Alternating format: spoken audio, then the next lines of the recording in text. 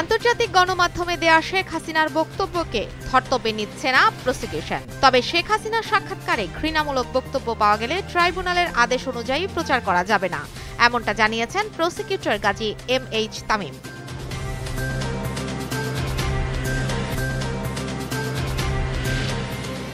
BNP ক্ষমতায় গেলে গণতান্ত্রিক অর্থনীতি নিশ্চিত করা হবে, যেন প্রত্যেক মানুষ সমানভাবে অর্থনৈতিক কার্যক্রমে অংশ নেওয়ার সুযোগ পায়, এমন মন্তব্য করেছেন বিএনপির স্থায়ী কমিটির সদস্য আমির খসরু মাহমুদ চৌধুরী।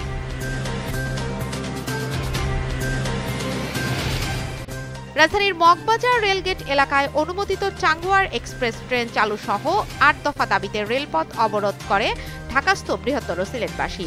পরে রেল মন্ত্রণালয়ের পক্ষ থেকে দাবি বিবেচনার আশ্বাস দিলে তারা ট্রেন চলাচল স্বাভাবিক করে দেন। ইসরায়েলের হেফাজতে আটক অবস্থায় নিহত আরও ৩০ জন ফিলিস্তিনির মরদেহ গাজা উপত্যকায় ফেরত দেওয়া হয়েছে। ফেরত দেওয়া মরদেহগুলোর মধ্যে অনেকের দেহে নির্যাতনের স্পষ্ট চিহ্ন পাওয়া গেছে বলে জানিয়েছে ফিলিস্তিনি স্বাস্থ্য মন্ত্রণালয়।